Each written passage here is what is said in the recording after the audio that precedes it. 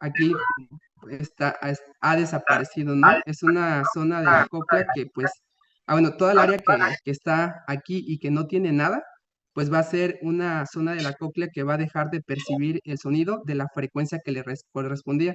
No sé si se acuerdan de la distribución tonotópica que les mostré en la clase pasada, pues bueno, esas son las frecuencias que va a dejar de percibir. En este caso, pues el espacio empieza a ser ocupado por tejido cicatrizal y pues va a ser un lugar que ya no se vuelve a recuperar. En este corte histológico tenemos igual un segmento de la espira basal que está con tinción argéntica. Vemos que va a corresponder de la distribución tonotópica a esta parte. Es como que se haya hecho un corte histológico de por aquí. Y pues las regiones bueno, que están ahí entre cada flecha, pues más que nada corresponde a donde debería de estar el órgano, pues el órgano de Corti, pero realmente está ha desaparecido. Mm, Es importante comentar también que las células ciliadas que primero desaparecen en las lesiones inducidas por ruido son las que se encuentran en la zona de la espira coclear situada a aproximadamente unos 10 milímetros de la ventana oval, que correspondería a esta parte, que más adelante vamos a ver igual en la audiometría, que va a dejar pues una muesca característica en los 4000 hercios, y pues voy a igual a platicar pues algunas de las teorías en las cuales se piensa que pues esta la produce. Del lado derecho tenemos a una microscopía electrónica de barrido que fue, que igual estuvo de un órgano que estuvo sometido a trauma acústico experimental. Aquí vemos igual, bueno, yo creo que estas son las células ciliadas internas. De aquí, de este lado, vemos las células, bueno, la primera fila, la segunda fila y la tercera fila. Entonces, la tercera fila, como pueden observar, prácticamente se encuentra desaparecida. De la segunda fila podemos observar que hay como pues un daño mayor, y en la tercera fila solamente aquí donde está señalada en la flecha es donde prácticamente se encuentra delimitada la lesión. En esta imagen podemos igual ver una superficie de una célula ciliada externa. Aquí vemos una escara bueno, que ha dejado una célula ciliada externa de la segunda espira al desaparecer. Y del lado derecho vemos ahí que, bueno, en este caso este es el túnel de Corti. En este caso aparecen solamente las células de pilar formando lo que es el túnel que, pues en este caso les estoy mostrando, ¿no? En estas imágenes, también aquí el órgano fue sometido a trauma acústico experimental. Prácticamente lo que hay aquí es un vestigio de una célula pilar externa. Prácticamente ha desaparecido el órgano de Corti y solamente está el vestigio. Y ya del lado derecho vemos a la membrana de Reisner, la membrana basilar y la membrana tectoria, ahí donde estoy señalando. La flecha esta que está aquí va a estar señalando una zona vacía donde se ubicaba el desaparecido órgano de Corti.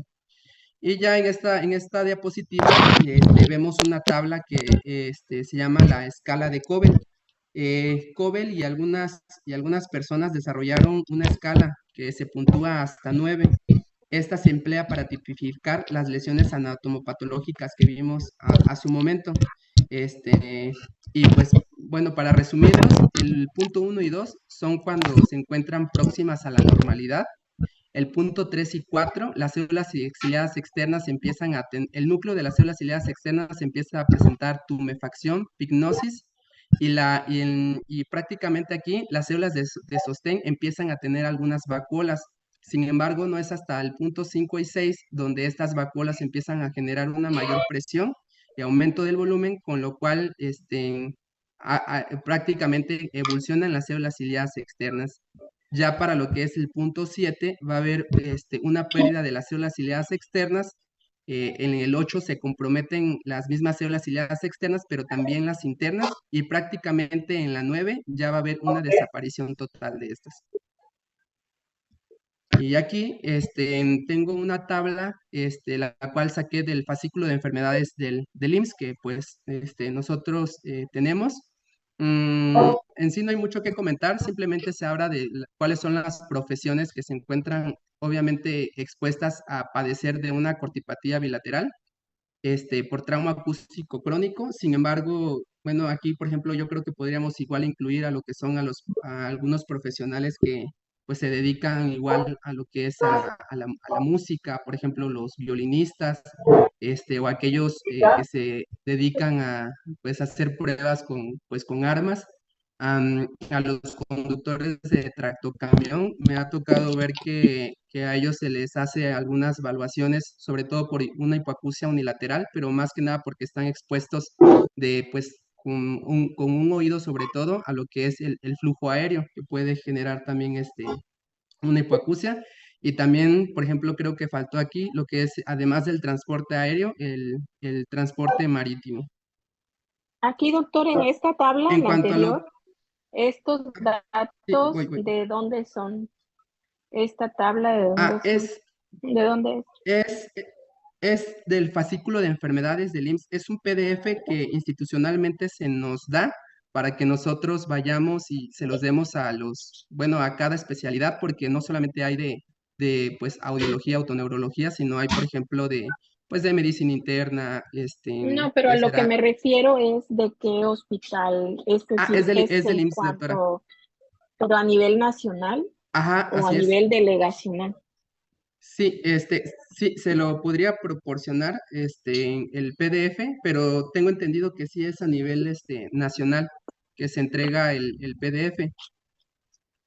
Ujú. Porque bueno, este es un análisis de las, de las ocupaciones expuestas a ruido, cuáles son las más frecuentes en general, Ujú, así es. pero ujú,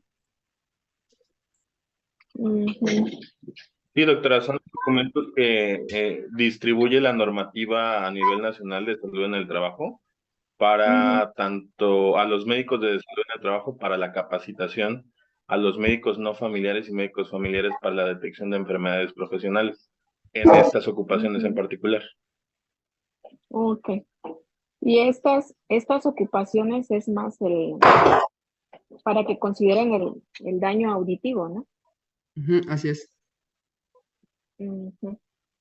Ok, porque actualmente también está, y podemos obtener la información por delegación y en forma general de cuál es la ocupación con mayor enfermedad profesional, en este caso con mayor hipoacusia inducida por ruido o, con, o que generan mayores casos de trauma acústico crónico. De hecho, hace como unos 3 años, el trauma acústico era la enfermedad profesional más frecuente de todas. Estaba prácticamente, estaba dentro de los primeros lugares. Sin embargo, el IMSS no alcanzaba la meta de los indicadores para, para generar el dictamen de, de IP, ¿qué sería? La indemnización o la incapacidad IPP, parcial ¿es incapacidad IPP permanente o es parcial. permanente? La permanente. Ajá. Entonces no alcanzaban los indicadores porque los pacientes no eran referidos de sus unidades o a veces se quedaban en las UMF y no los enviaban. Entonces se empezó así como que una campaña de carteles que se difundieron en todas las unidades de medicina familiar para que los médicos de primer nivel tuvieran este conocimiento y pudieran referirlos, porque se estaban quedando cortos en cuanto a sus estadísticas a nivel nacional. Entonces, eh, ok, nada más como información. Allí les falta una profesión que a todos se nos está viendo, pero a todos. Y sobre todo, o sea, no se va, yo creo que van a pasar muchos años, es una cuestión de educación. E incluso para nosotros también, los audiólogos, o sea, yo no tenía tanta conciencia de ello hasta que me tocó vivirlo con un familiar. Este, una profesión bien cerquita a nosotros, pero súper cerquita. tienen una exposición a ruido de aproximadamente unos 90 o 100 decibeles, casi en forma diaria, desde los médicos residentes hasta los adscritos. ¿Cuál es la especialidad? Y que no se está calificando, ni están yendo, ni van a ir. Yo creo que va a pasar muchos años. Se necesita mucho trabajo para empezar a derivarlos o empezar a hacer detecciones en ellos. ¿Qué especialidad? ¿Quién me dice? Mm, Los dentistas, no. Se quedaron, pero cortos los dentistas. O sea, no es tanto lo de los dentistas como lo es esta profesión que estoy diciendo. Es un área, es una especialidad médica. Traumatología. Exactamente. Los traumatólogos. Es correcto. Yo acudí con mi mamá para que la valoraran porque se cayó. Y estando yo ahí, pues empezaron ellos a atender a otro paciente para cortarle el yeso. Y entonces me tuve que salir porque era algo impresionante de ruido. Entonces yo en ese momento le dije al residente, doctor, ¿y tus protectores auditivos? Y se empezó a reír. Me dice, no, doctora, nosotros no estamos aquí. Me volteo a ver a la adscrita. Digo, doctora, tus protectores. Y me dice, ay, doctora, no, nosotros no usamos esto. ¿Cómo que no usas? No, me dice, y eso que la sierra que usamos en el circular tiene un ruido mucho mayor. Y ya entonces fui y ya a los 2 días les llevé sus protectores auditivos, como en gratitud de que atendieron a mi mamá. Y y realmente yo me quedé súper sorprendida, ¿no? Porque dije, no, no es posible. Y en los 23 años que yo tengo de ser especialista, no he valorado a un traumatólogo por trauma acústico, o sea, crónico.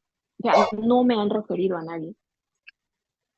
Y entonces, ¿cuál creen ustedes que pueda ser el principal factor de que esta especialidad no esté considerada? Así, ahí, en este grupo.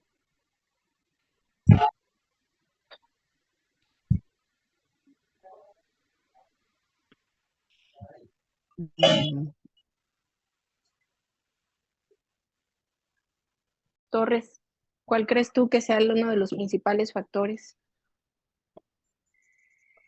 Pues estamos comentando aquí, la verdad es que pues los traumatólogos suelen tener mucha también práctica privada, entonces pues la exposición debe ser aún mayor, pero pues como usted dice, nunca me ha tocado ver ni a algún traumatólogo reclamando ese tipo de enfermedades, ni tampoco con alguna uso de algún auxiliar auditivo o algo. Usualmente ellos se van más por la cuestión de la exposición a radiaciones a veces, cuando buscan alguna enfermedad profesional, reclamando alguna enfermedad profesional, pero por enfermedades de la audición nunca me ha tocado, no Por eso, pero sabría, no se me ocurre una razón, la verdad. pero la pregunta es clara, ¿cuál crees tú que sea que haya una de las razones? O sea, pues lo primero que se les ocurra. A ver, Yo, doctora, ahí hay dos. Julio Palma. Ajá. A ver, adelante. Bueno, entrando a quirófano, nos damos cuenta que utilizan también lo que es el aspirador, que genera una cantidad de ruido significativa, y también usan equipos como son las fresas, taladros, que tienen también un ruido al momento de hacer la flexión con el hueso. Por eso, pero ¿cuál es la razón por la cual no se está reconociendo la enfermedad profesional? Es que se te escucha entrecortado. Pues.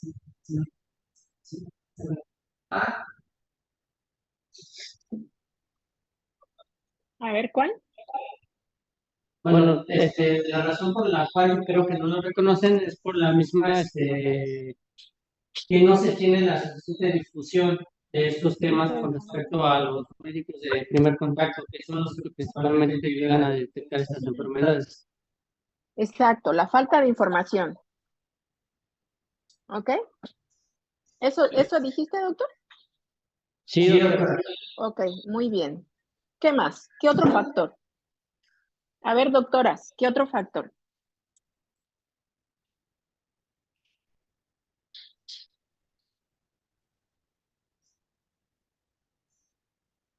Doctoras, ¿qué otro factor?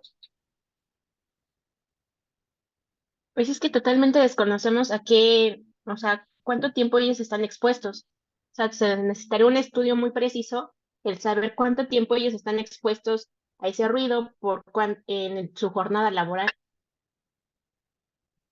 ¿No te ha tocado rotar por trauma? Sí, pero no todo el tiempo están ocupándolo. O sea, por ejemplo, en el tiempo que ellos exponen, por ejemplo, entran a quirófano y están retirando tornillos, pues, o están utilizando el taladro, pues desconocemos el cuánto tiempo, si totalmente son sus 6 horas o 3 horas están en quirófano y 3 horas, posteriormente en consulta pueden estar utilizando la sierra. Ujú.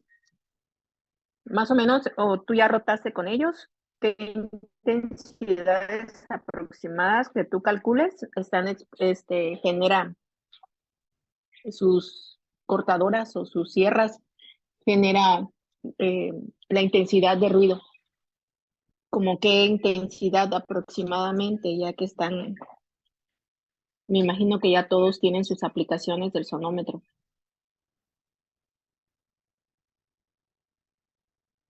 ¿Qué intensidades, Nayeli, aproximadamente? Yali. Claro, doctora, como entre unos 80, 90. La verdad es que nunca he puesto mi sonómetro ahí adentro. O, por ejemplo, sí lo he Ujú, puesto cuando estaban, no sé, cuando, por ejemplo, apenas estaban arreglando la terminal y había mucho ruido y puse ujú, justamente como ujú, y, por ejemplo, los taladros, bueno, obviamente esos son los industriales, ¿no? Pero eso sí se iba a 95, casi 100 decibeles. Entonces, yo calculo que pues si es un taladro a lo mejor un poco más pequeño, llegaran como tal igual a utilizar, pues pudieran dar a lo mejor entre los 80, 85 decibeles. ujú, ujú. Bueno, ¿cómo te llamas, doctor, el que está exponiendo? Wilber. Ah, Wilber, sí, Ok, doctora. ok. Bueno, a ver, yo te pregunto, tú que ya estás ahorita empapado de ese conocimiento porque has preparado mejor tu clase, estás teniendo un buen desempeño, me agrada. Haciendo un análisis de la fisiopatología, de la fisiología de la audición, de las etapas del daño celular, de las etapas de histopatológicamente hablando, o sea, a nivel celular, del daño que provoca el ruido. ¿Tú crees que las horas que esta profesión en especial, ellos están expuestos y que la mayoría de las veces no usan protección auditiva, ¿consideras, consideras, de acuerdo a todo este conocimiento? Es una pregunta que te voy a hacer, que te estoy haciendo. ¿Consideras que no hay daño auditivo en ellos y que esa sería la razón por la cual ellos no reclaman una enfermedad profesional? Mm, yo, bueno, de acuerdo a lo que he visto, considero realmente que es más lo que estábamos platicando, ¿no? Que es la falta de conocimiento, porque la probabilidad de que se genere el daño existe. Sin embargo, bueno, comparándolo con otros puestos de trabajo, la verdad es que concuerdo un poco con la doctora que estaba hablando, que a veces el tiempo, necesita ser un poco, bueno, más frecuente, por lo que he visto con otros puestos, como por ejemplo que los que trabajan con máquinas, que es prácticamente desde que entran a la jornada laboral hasta que salen, es el tiempo de exposición que tiene. Bueno, eso es lo que yo considero. ¿Cómo se le llama a esas pausas que pudieran influir en que no se esté dañando tanto la audición en ellos, en el entendido de que si así fuera en algunos casos, Son periodos de recuperación, ¿no? de reposo auditivo? Ujú. Ujú. Pero tú ya sabes en qué intensidades va a haber un daño auditivo irreversible. ¿Existe o no el riesgo entonces? Ujú, sí, sí puede, el riesgo sí, sí existe. Pues ahí está. O sea, si analizamos, claro que tienen un daño auditivo. Por supuesto que lo tienen. Y yo les pregunto a ustedes, ¿cuántos traumatólogos han dictaminado, han reclamado una incapacidad permanente por ruido? ¿Cuántos, doctores? En lo que Mm, llevan yo de la no he visto especialidad. hasta el momento. Ajá, ok. Ni yo, o sea, que yo haya valorado, o sea, en la que haya hecho alguna valoración audiológica para medicina laboral de algún compañero traumatólogo, pues si acaso en alguna ocasión me tocó hacerlo para un urólogo que estaba en el departamento de litotripsia y que él juraba y perjuraba que tenía un daño auditivo porque tenía tinnitus. Entonces lo meten a la cabina con una compañera que me estaba cubriendo y lo da de alta porque le hace una audiometría convencional y entonces le dice que la audiometría salió bien. Y efectivamente, él tenía umbrales auditivos en límites normales, pero él tenía tinnitus y decía, antes de que yo entrara a esta área, mis oídos estaban bien. Entonces le vuelven a pedir una revaloración por medicina, por CPTIMS. Y entonces ya, de acuerdo a las guías de práctica clínica, ¿qué creen ustedes que yo hice? Potenciales, no. Resonancia, no. ¿Qué hice, doctor Wilber? ¿Qué prueba le hice a ese paciente? Para poder demostrar o descartar que efectivamente había o no un daño auditivo. De acuerdo a lo que tú has estudiado, de acuerdo a lo que estamos valorando el día de hoy, ¿qué prueba le hice a ese paciente? Pues, O si alguien de los compañeros sabe, primero dime tú, ¿qué prueba le hice? pues una audiometría. Una audiometría convencional, ya le hicieron, salió bien. ¿Qué más? ¿Una audiometría qué? O dime tú, ¿eso era lo que me querías decir? ¿Una audiometría convencional? Salió Ah, con valores normales. ok. ¿Quién sabe? Lo dicen las guías de práctica clínica, doctores. Quien lo revisó lo debe saber. Sería una audiometría tonal supraliminar. Pues esa es la que hacemos, la convencional, encima de los umbrales. ¿Qué dice tu guía? ¿Qué se le tiene que hacer? ¿Cuál es el protocolo de valoración del trauma, de valoración audiológica del trauma acústico crónico, doctora Yali?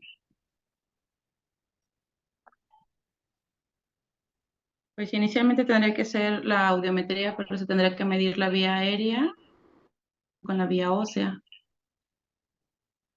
Ya se midió, salió bien.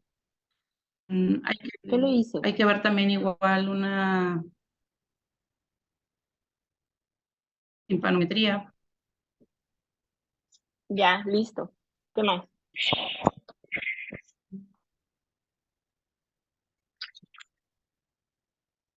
Existir la posibilidad de una logoaudiometría para saber la capacidad de comprensión que tiene. Se les hace. Ya. Alguien me puede, a lo mejor me diga ahorita acufenometría también. Ya. ¿Qué le hice a este paciente? ¿Una audiometría qué? Sí es una audiometría, pero una audiometría qué? ¿Qué te dice tu guía de práctica clínica, Wilber? Y ahí lo dice. Y es pregunta de examen. El protocolo completo. Audio tonal óseo, sí. Tímpano también, luego también. ¿Qué me falta? Potenciales, no. Resonancia, no. ¿Qué me falta, Juan Torres?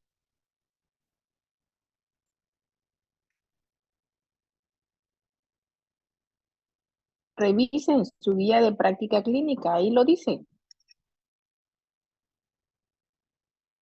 La del INR.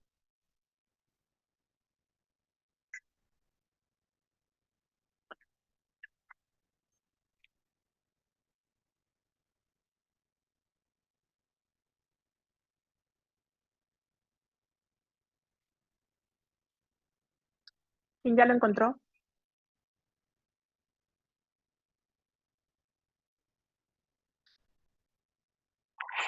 ¿Qué se le tiene que hacer a un paciente para valorarlo por daño auditivo y por tinnitus?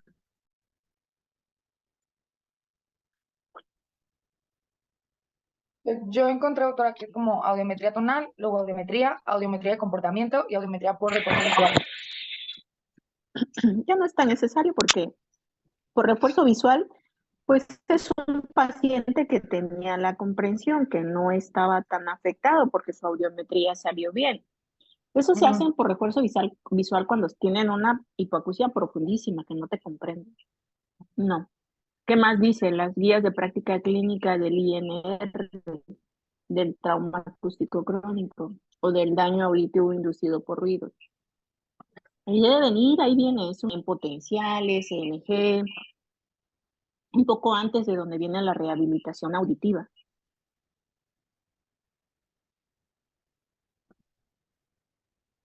Tiene una parte que dice laboratorio y gabinete, donde ellos mencionan pues el estudio audiométrico en cámara sonoamortiguada para conocer los, así como también estudios de impedanciometría acústica que contendrán timpanometría y reales. El estudio audiométrico, estudio audiométrico convencional será en frecuencias de 125 a 8000 Hz por audiometría convencional, frecuencias en un rango de 8 a 20 kHz. La impedanciometría le contempla la timpanometría en frecuencias de 226 Hz o en su defecto será así si lo amerita. Antes de timpanometría, ¿qué te dice eso? Antes de tu lectura hacia la timpanometría, ¿qué dice? A ver, repítelo. Que es la audiometría convencional. Ajá. Y ya ¿de cuánto a de cuánto? 125 a 8000 Hz. Y de altas frecuencias. O sea, primero es esa, ¿cuál es la convencional? Vaya, efectivamente, pues es eso, doctores. Se hace una audiometría por frecuencias altas, que no es la convencional. La convencional va de 125 a 8000 Hz. La audiometría por frecuencias altas llega hasta 20000 Hz. El equipo que tenemos trae una modalidad estándar que llega hasta 16000 Hz. O sea, yo a este paciente lo metí a una audiometría por altas frecuencias, de altas frecuencias o de frecuencias altas. Y le medí 12000, le medí 14 y le medí 16000 Hz. Porque algunos traen 10, 12, 14 y 16. Otras pueden ser como en cuartas o en octavas. Es decir, de 8 te pasas a 12 y luego a 16. Pero hay algunos donde el rango puede ser más corto. 10, 12, 14 y 16000 Hz. Este estudio en ese paciente, en ese doctor, estaban hasta abajo esas frecuencias, esa audiometría de frecuencias altas. Y les voy a decir esto para no confundirlos. O sea, la ocupamos tanto para comprender la palabra. A partir de los 30, 30 y tantos años, prácticamente esas frecuencias empiezan a bajar.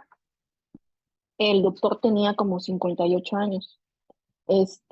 Igual pudo haber sido por causa degenerativa, ¿no? Finalmente no hay un rango específico. Sin embargo, yo hice un pequeñito estudio donde le hice a un grupito como de 10 médicos residentes de medicina laboral o de otras categorías ahí en el IMSS.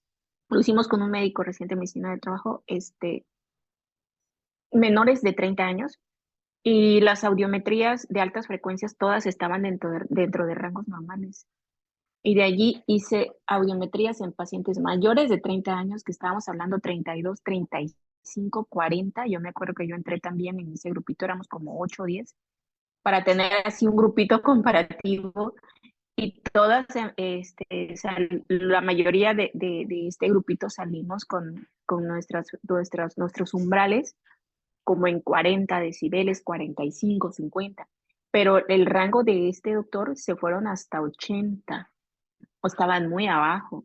Entonces, y su acufenometría estaba en 8000 Hz a una intensidad de más de 40 decibeles. Toda esta explicación se la di a la doctora de medicina laboral y sí le valieron, sí lo dictaminaron, sí lo calificaron. Entonces, entonces yo considero que hay otro factor en la cual puede intervenir el hecho de que no se esté, aparte de que el principal de los factores es el desconocimiento, porque yo le dije a la doctora de trauma, doctora, necesito darles una plática de trauma acústico crónico a ustedes para que se empiecen a cuidar, se empiecen a proteger su audición. Esto es demasiado ruidoso, porque si estás aquí una jornada en urgencias de aproximadamente 6.5 horas y estás quitando yesos unas 3, 4 veces durante la jornada, y de ahí te pasas a quirófano, o sea, o vas a tener un tinnitus o un daño auditivo si existe aparte la predisposición, como es si eres hipertenso, si eres diabético, si eres obeso, o si tienes otras enfermedades. O sea, no confiarse, como dice Wilber, ese día puede perder algunas células ciliadas, algunas se recuperaron, pero a lo mejor de 10 que se recuperaron, 3 no se recuperaron, y así el daño puede ir muy lentamente progresivo. Otro de los factores que yo considero que influye es porque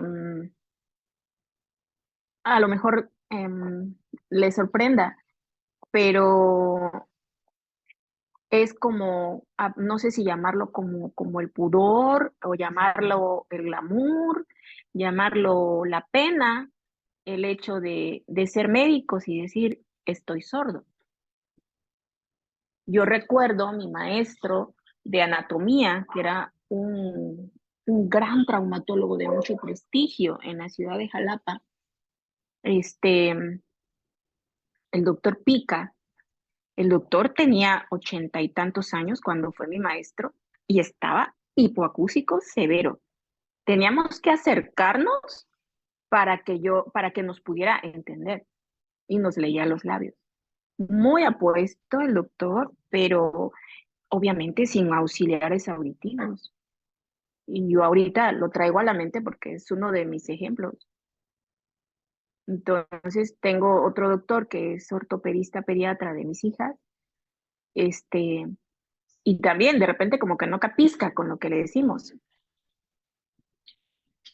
O sea, y ya tiene su antigüedad del doctor, ya es jubilado ahí. Entonces, hay que hacer mucha labor en esta especialidad. Doctores, ustedes que están cerca y ustedes que han rotado y ahorita ya están conociendo, tienen este conocimiento del daño auditivo, ¿alguna vez se les ha ocurrido usar protectores auditivos cuando han estado ahí? Porque ustedes son luego los que les ayudan, tanto igual los de medicina laboral como los de medicina familiar. Son las especialidades que están rotando en traumatología. ¿Ya rotaron todos? ¿Orizaba?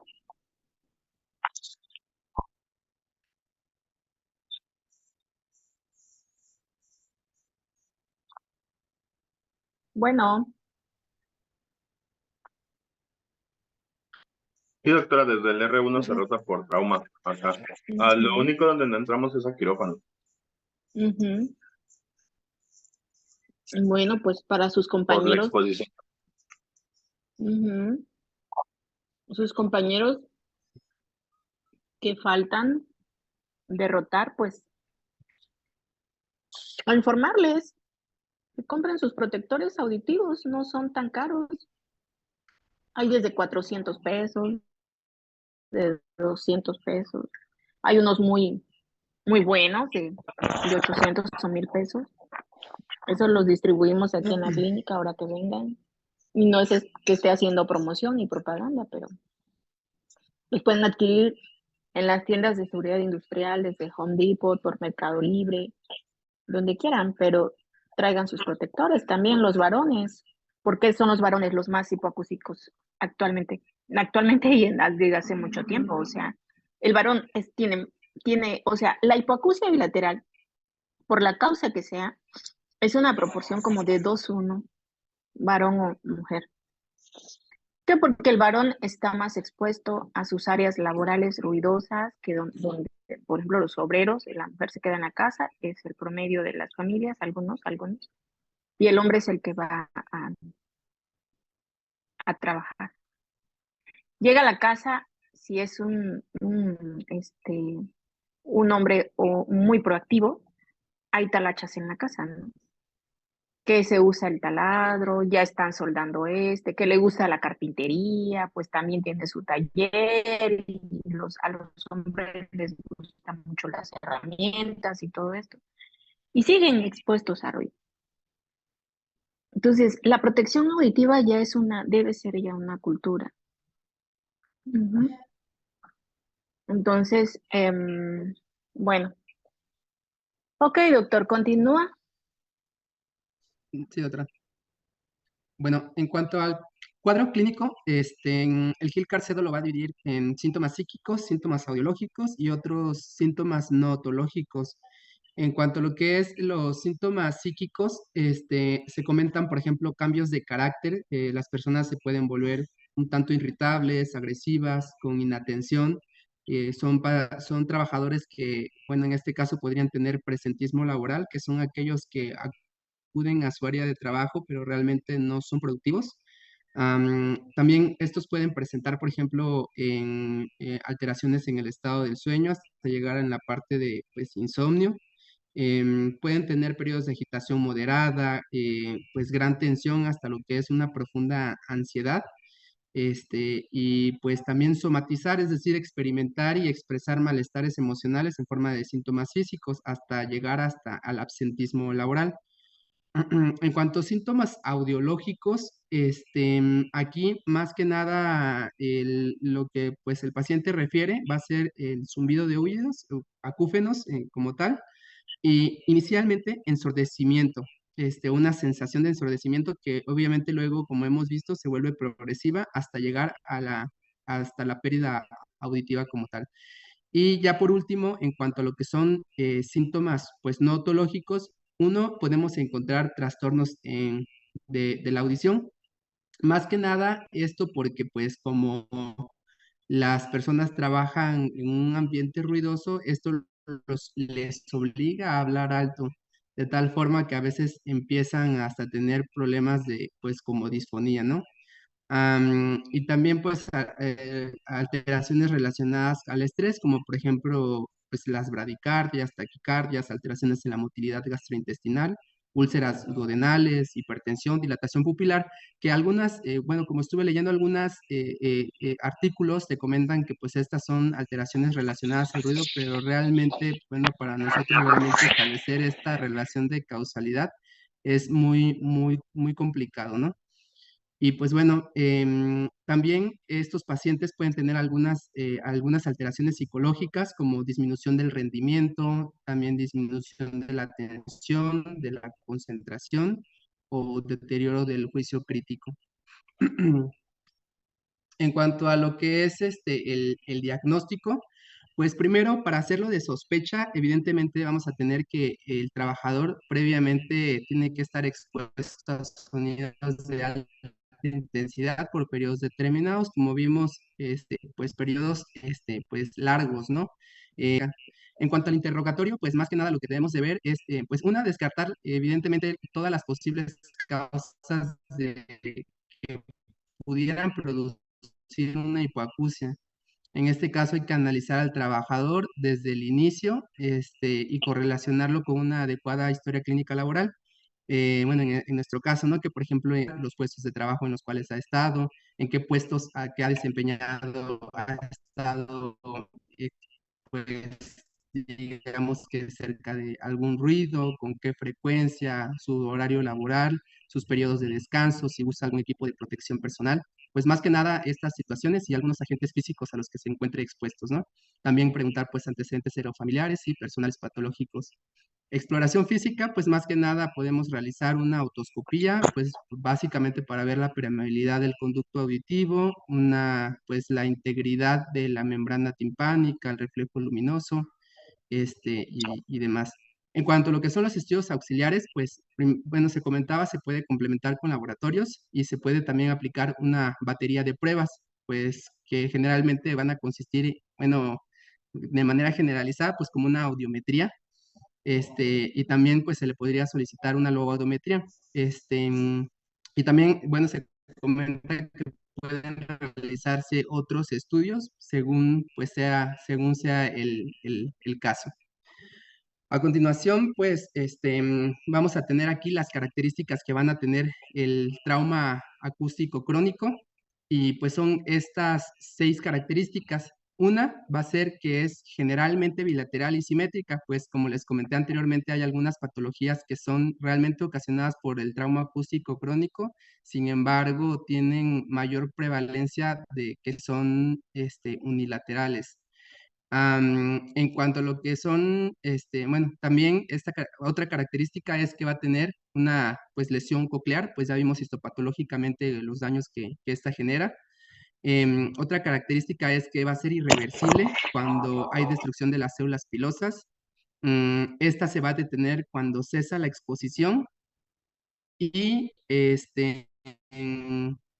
va a presentar curvas tonales de áreas con mayor descenso en 4000 hercios, que ahorita lo vamos a ver en la siguiente diapositiva. Y en este caso, el paciente va a presentar reclutamiento, que recordemos, esta va a ser una distorsión, pues en muchas, bueno, como vi, en muchos artículos se comenta, va a ser como un fenómeno patognomónico de lesión coclear, que se va a dar cuando las células ciliadas externas están dañadas y las internas no. Entonces, lo que pasa aquí es que las células que quedan funcionales van a desarrollar una mayor sensibilidad a lo que son las ondas sonoras y van a provocar que la percepción sonora sea más que la que objetivamente se le está aplicando. Y algunos pacientes logran hasta presentar, por ejemplo, molestias a la estimulación auditiva, como pues lo que se denomina como algiacusia. En la siguiente imagen tenemos una audiometría. Esta es una audiometría que el doctor Héctor me proporcionó, que es de un trabajador que fue valorado por igual un trauma acústico crónico. Antes de comentar como tal el estudio, nada más quiero también hacer recordatorio de la fatiga auditiva, que recordemos que va a ser la elevación tanto subjetiva y objetiva del umbral de audición tras una estimulación sonora intensa. Esto es debido a que, pues, perdón, debido a este fenómeno que condiciona pues cambios temporales en lo que es en el umbral. Muchas veces no se debe hacer pues un estudio inmediatamente cuando sale obviamente del trabajo para hacer una evaluación adecuada, sino que algunos autores comentaban que la recuperación es que varía de 16 horas a 24 horas. Entonces, bueno, lo que quiero llegar es que si nosotros queremos evaluar a un paciente, el estudio no se le debe de realizar evidentemente saliendo del trabajo, sino que habría que terminar o esperar este tiempo para que se pueda llevar a cabo. Efectivamente, aquí Y pues nada más agregar, doctor, que si se hace durante la jornada laboral, ese es otro método de evaluación. Por ejemplo, cuando se ok, acude a las empresas a hacer detección de hipoacusia o detección de umbrales auditivos en ambiente laboral. Esa es otra forma. O sea, que del trabajo los pasas a los estudios. Eso es para medir los umbrales auditivos dentro del ambiente laboral.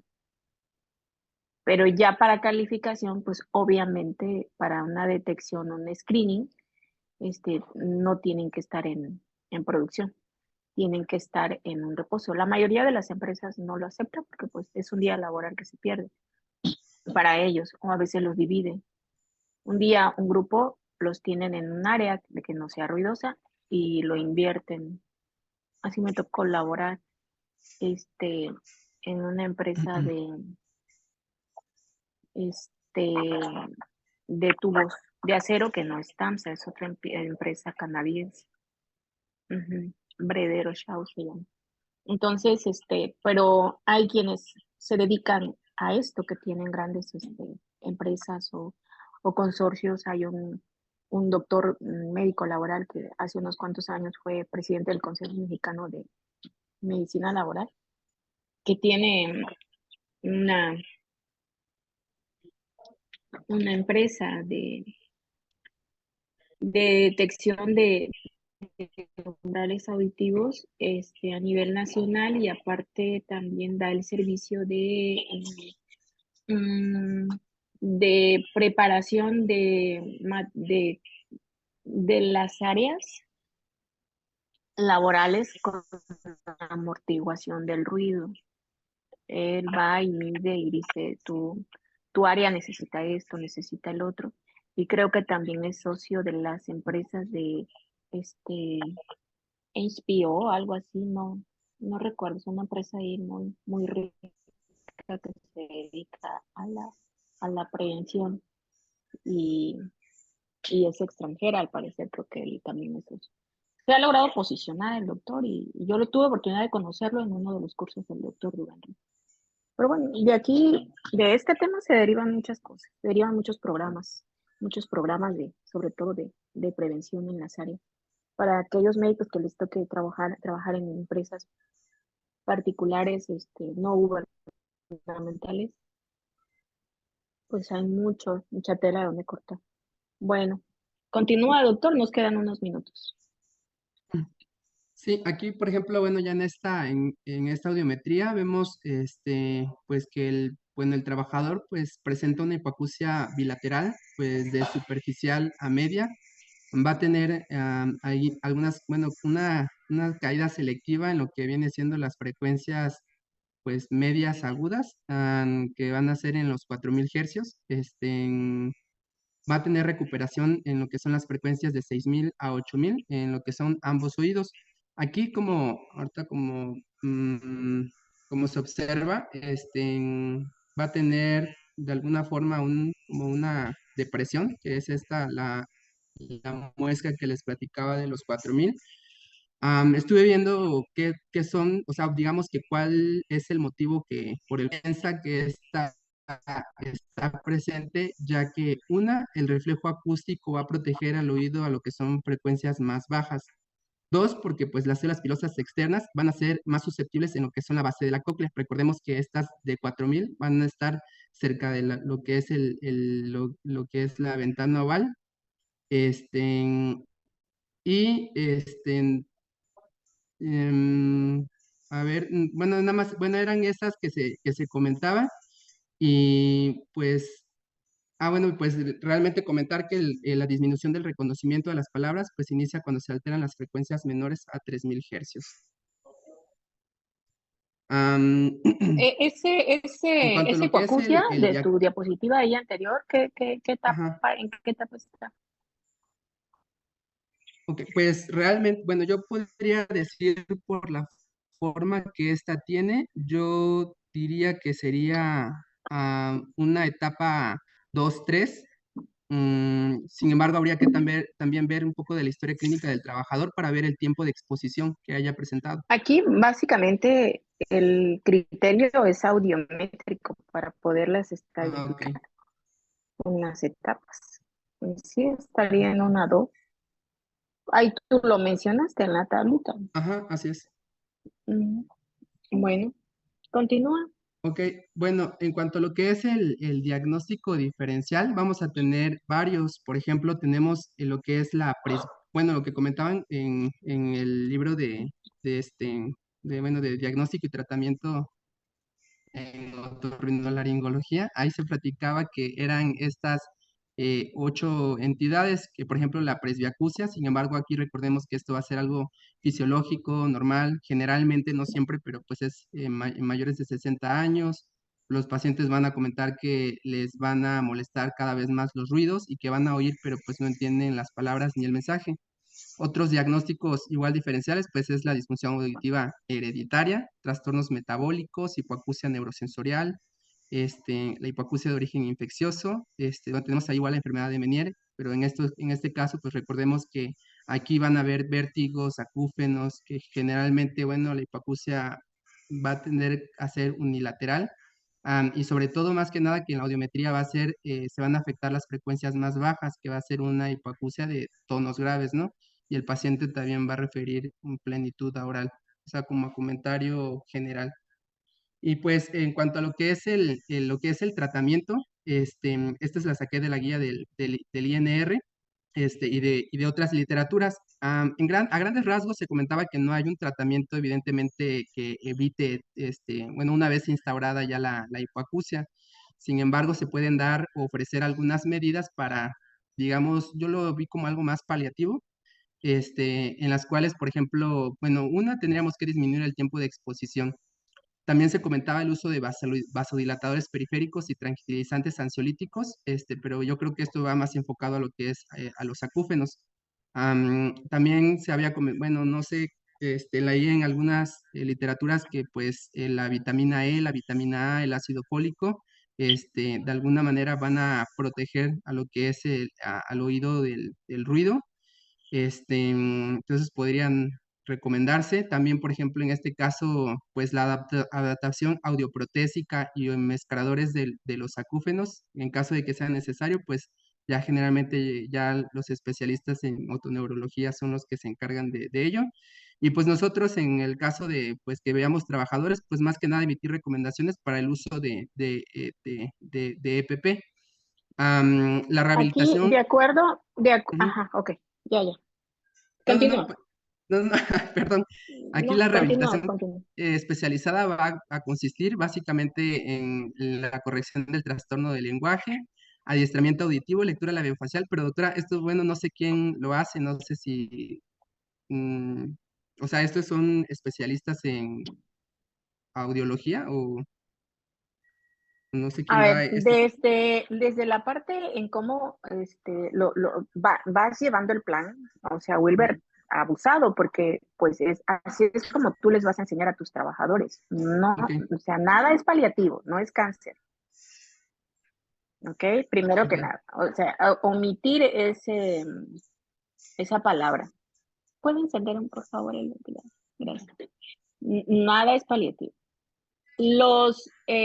Porque tiene su nombre, o sea, algunos medicamentos son como adyuvantes Ah, ok.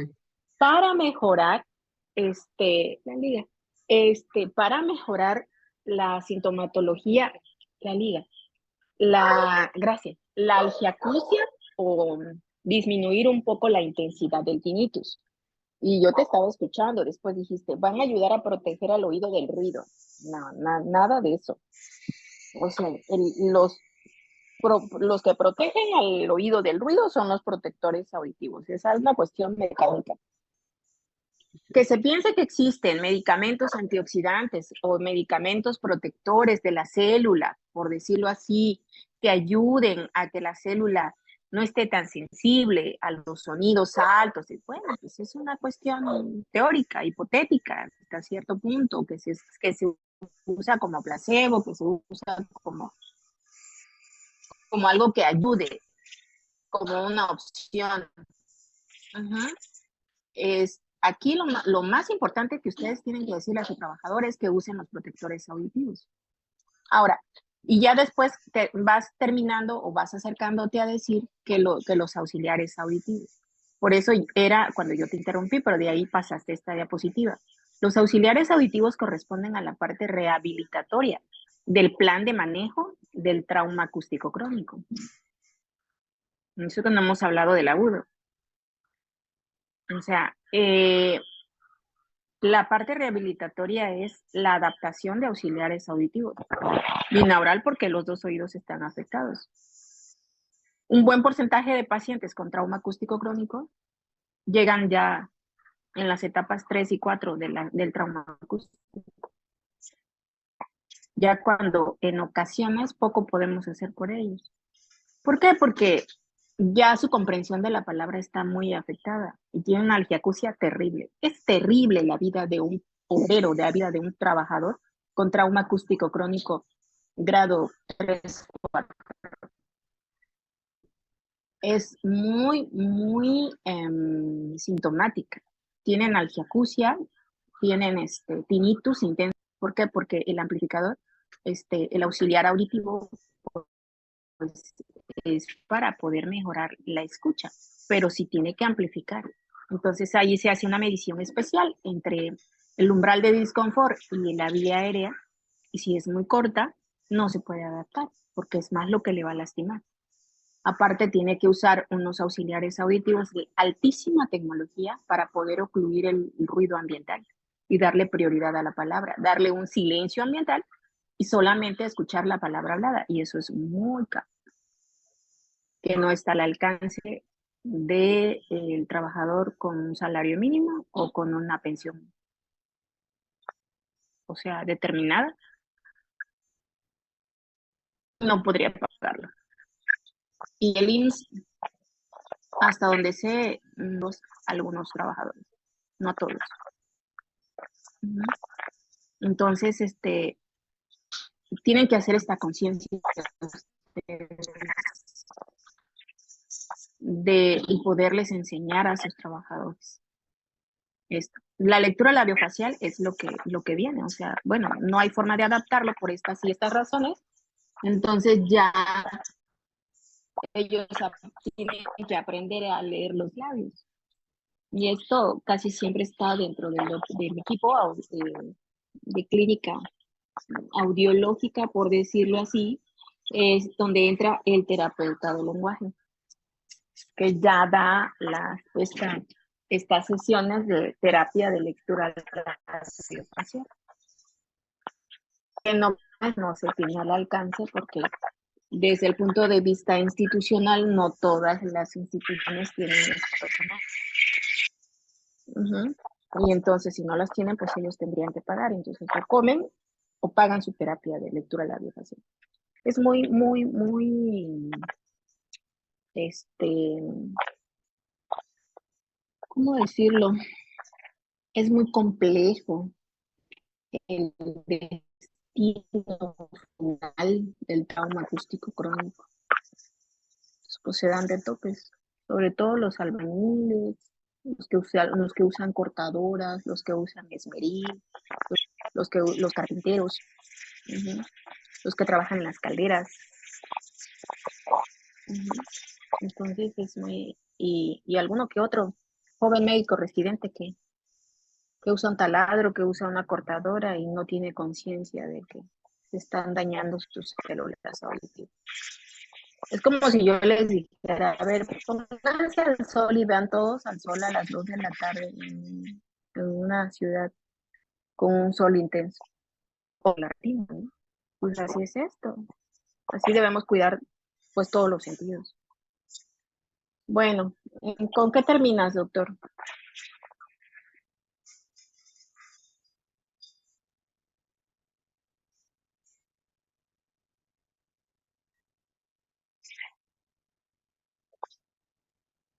Ajá,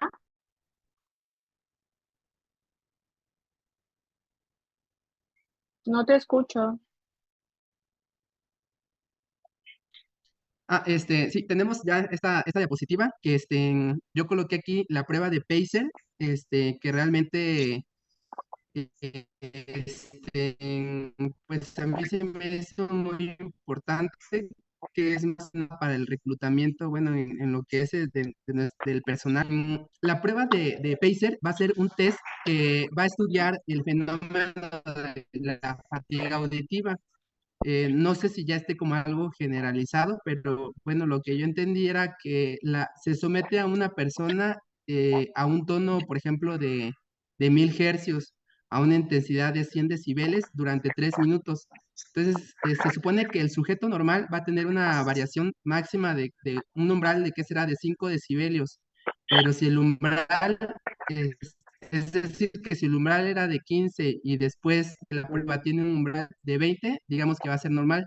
pero si tiene un cambio mayor a se dice que la persona va a ser susceptible a que pues el ruido le haga daño de una manera más, pues o sea, con un menor tiempo de, pues más que nada como una oportunidad para seleccionar a qué trabajadores o qué personas van a ser aptas para cierto puesto de trabajo.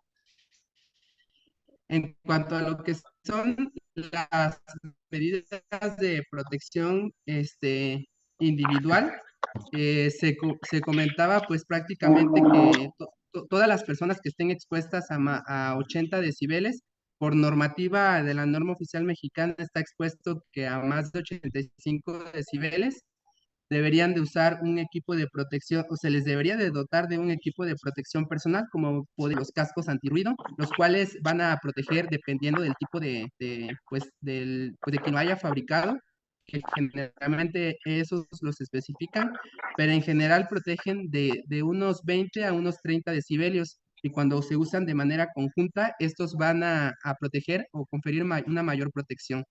En cuanto a las medidas de protección colectiva, pues va a ser el empleo de lo que son aislamiento acústico, lo que son una arquitectura antirruido, como por ejemplo los paneles de separación o lo que son las paredes que se revierten a veces de algún material para que absorba el ruido.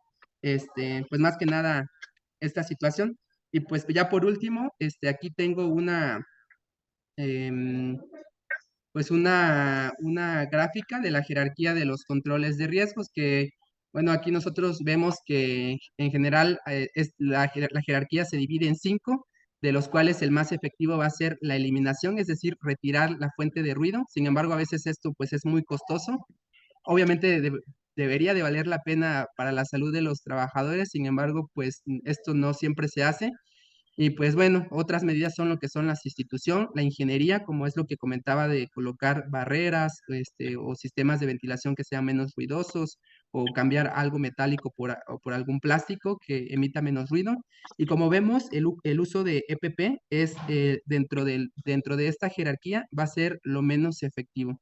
Entonces siempre optar bueno, siempre y cuando se pueda, por alguna medida, pues alguna otra medida que sea distinta a lo que es el EPP.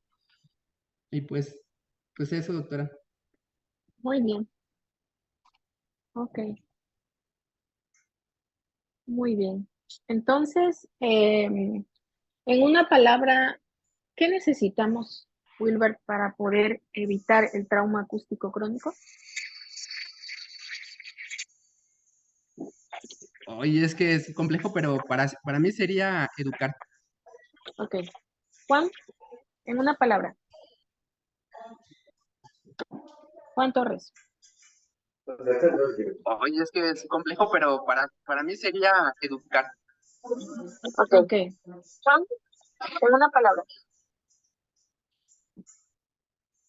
Frida, en una palabra.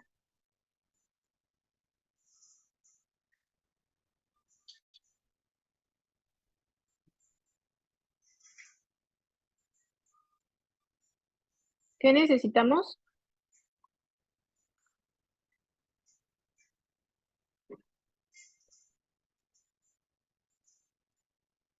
A ver, Silvia López.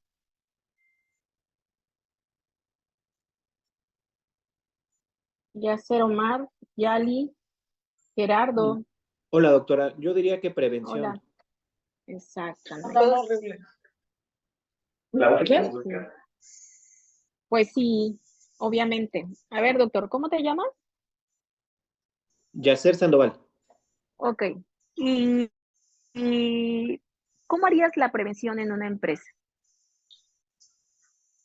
Bueno, todo inicia desde la identificación de los peligros que hay, los riesgos a los que están expuestos los trabajadores.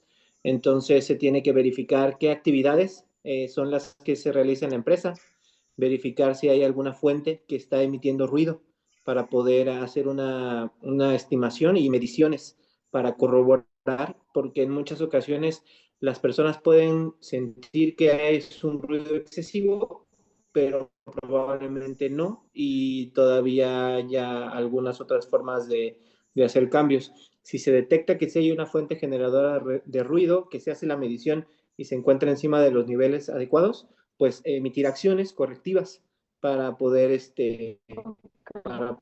mejorarlo. Ok, ¿alguien tiene una respuesta diferente a la de Yacer, verdad? Así es, doctora Yacer Sandoval. Ok, gracias. ¿Alguien tiene una respuesta distinta, diferente? ¿Qué necesitamos para hacer la prevención en una empresa? O la prevención de daño auditivo por ruido. ¿Qué actividad sería importante en un trabajador? ¿En qué proceso? ¿En qué proceso de su participación como trabajador? ¿En qué proceso? ¿En qué parte del proceso Bueno, también, se debe llevar a cabo aparte de la la prevención, también prevención? podríamos incluir una capacitación inicial en la cual se le hable de los riesgos a los cuales va a estar expuesto el trabajador y de las enfermedades que le pudieran ocasionar estos riesgos, y así poder tomar las medidas y hacer hincapié del uso de tanto del equipo de protección personal como de la identificación de los riesgos para que se puedan implementar las medidas que ya comentó nuestro compañero Yasser. Muy bien, muy bien. Los dos tienen mucha razón. ¿Qué más? Hay algo también de suma importancia.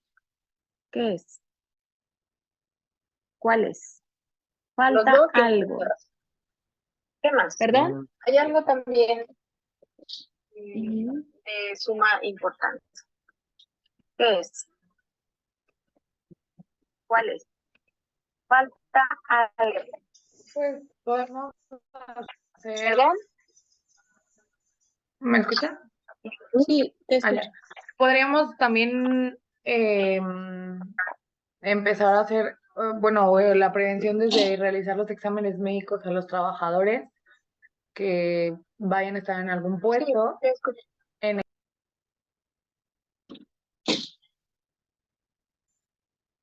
A ver, como que se cortó. ¿Ahí me escuchan? medidas correctas. Sí, doctora. Ok, muy bien. Nayeli, ¿verdad?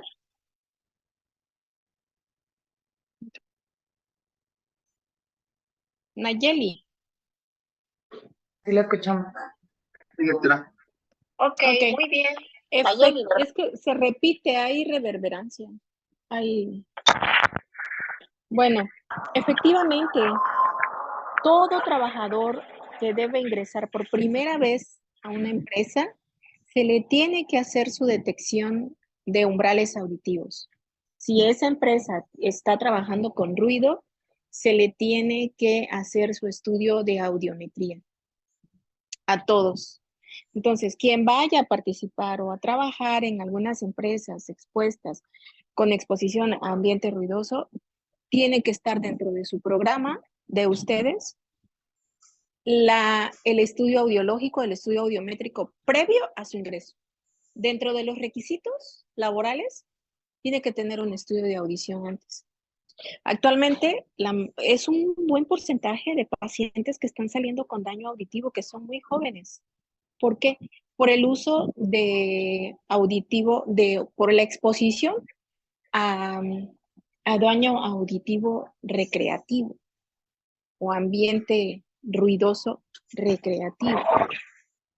El uso de AirPods, el uso de audífonos, el uso de música a altas intensidades. Algunos practican algún instrumento o tocan algún instrumento musical. Algunos tienen hobbies con exposición a ambiente ruidoso, también recreativo. Entonces, son varias razones, son varias causas por las cuales puede haber un daño auditivo previo a su ingreso laboral. Entonces, todas las empresas, de hecho, creo que una de las certificaciones a empresas también revisa este proceso. Tiene que tener el estudio audiológico previo y obviamente sus programas de prevención de riesgo. Bueno, pues creo que terminamos y nos vemos el viernes. ¿Quiénes sí van a poder venir todos? ¿Me escuchan? Doctora, buenas tardes. Ajá. Comentando, aquí en Orizaba nosotros tenemos una situación ahorita importante. Cambió la jefatura de enseñanza. Entonces, han estado, pues sí, como que teniendo como que muy en cuenta la parte de las asistencias aquí a los... Ajá. Ahora, también igual se encuentran ellos ahorita en una auditoría como Ujú, por parte de la delegación. ujú. Entonces, ahorita básicamente, bueno, estamos comentando el día de hoy en conjunto con la doctora Aviña, que es nuestra titular, que ahorita no es como que muy viable el poder asistir el día viernes. Ajá. Ok. Bueno, pues, pues lo dejamos pendientes porque a mí me gustaría que vinieran todos en grupo. Los de Córdoba, ¿qué opinan? ¿Qué dicen? ¿Tienen alguna respuesta diferente o igual?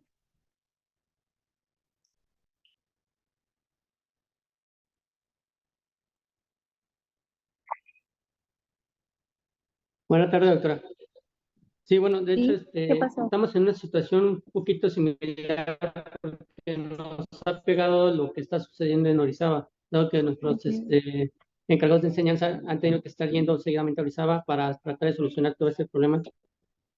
Y también no nos han soltado esos permisos ahorita. De hecho, teníamos pendientes un permiso anterior para otra rotación que no nos han podido resolver también por lo mismo. Ajá, bueno. Entonces, pues, ¿qué?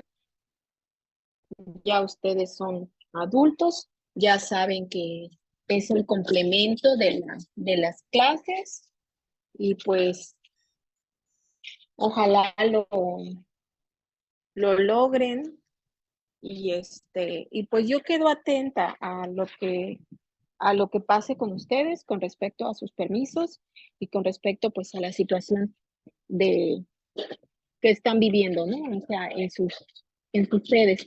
Yo entiendo y pues quedo en espera de lo que se les vaya a decir o de lo que se les vaya a otorgar el permiso en un determinado momento. ¿De acuerdo? Mientras, pues seguimos con las clases. De lo que se De acuerdo, doctora, gracias. Bueno, entonces nos vemos el próximo lunes. Primero Dios. Hasta luego, gracias. Sí, de nada, hasta luego. Buena tarde.